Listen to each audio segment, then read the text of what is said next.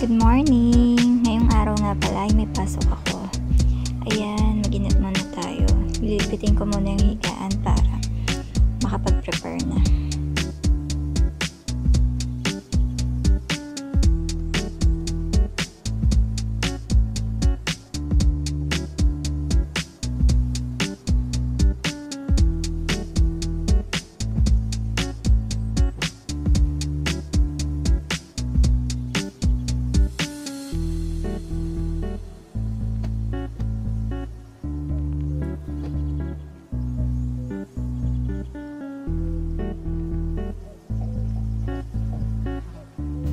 At syempre, bago magsimula ang araw, maghilamos muna tayo, mag-freshen up.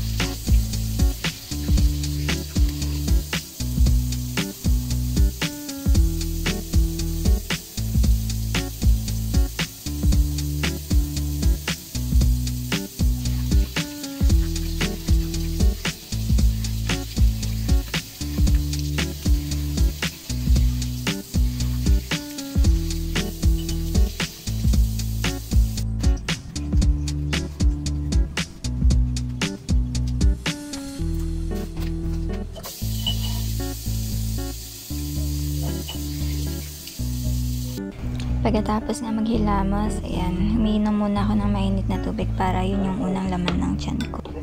Naisipan ko nga buksan yung bintana. Oo nga pala, ngayon sa Kuwait ay winter. Malamig ang simoy ng hangin. Ang sarap nga namang tumingin sa bintana, yung iisipin mo yung magagagawin mo sa buong araw. Hi! Umpisa na naman ang araw. Tapos ng aking pahinga, magsisimula na naman ang ating laban.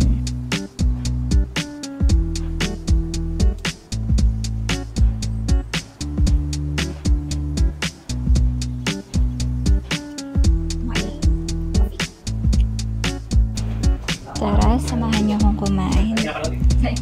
Ang ulam ko nga pala dyan ay sinigang na salmon, luto ni Kuya Dennis. Ang sarap. Parami nga yung kanin ko dyan. Tara.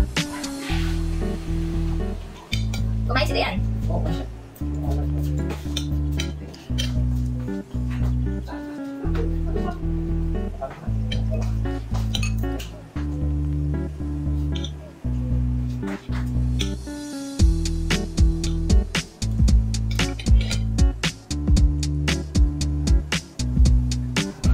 Meron nga pala akong bisita.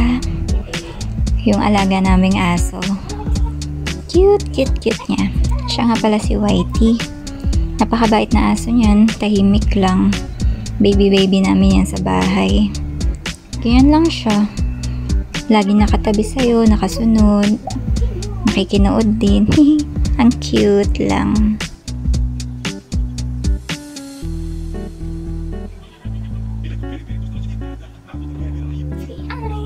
Hello po. Hello po.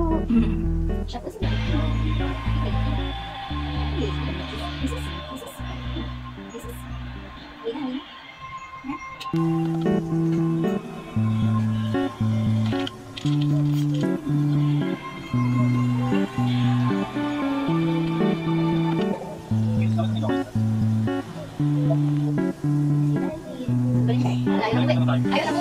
Babi na nga muna, Whitey, at maliligo na ako.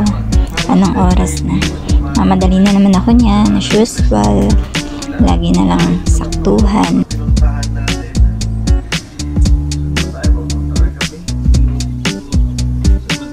Ayan, natapos na nga pala ako maligo niyan. Nag-aayos na ako.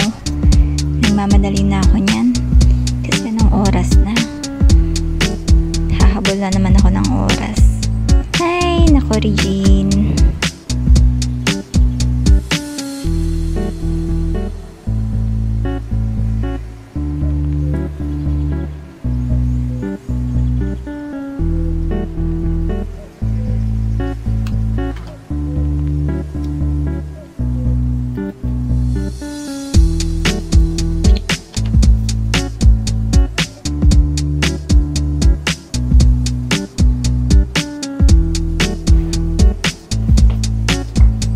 Ayan na nga, papasok na ako. Sinarado ko na yung pinto. pala yung flat namin. Bababa na nga ako sa elevator. Oops. Salamin muna. Nasa 8th floor pala kami. Tayin natin bumukas yung elevator. Ayan. Mamadali na. Bilis maglakad, diba? Dito nga pala sa Kuwait, ang transport ko ay bus. Dito ako sumasakay. 15 papuntang Asima Mall. Ayan.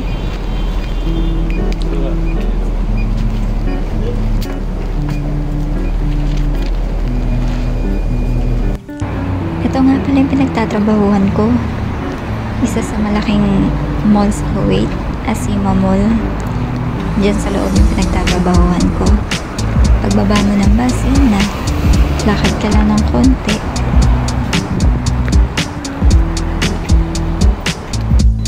Nandito na nga pala ako sa employees entrance ng Zara. Papasok na ako. At yan, nandito na nga ako sa locker. Inaayos ko lang yung mga gamit ko. Kasi ilang minuto na lang, mag-i-in na ako. Bawal malate. Nako, lagot ako sa amo ko. Ilagay na muna natin yung mga gamit. Tsaka yung importante, yung nameplate. Hindi pwede mawala yung nameplate. Ayan, okay na. Ready na ako. Start today. Bye!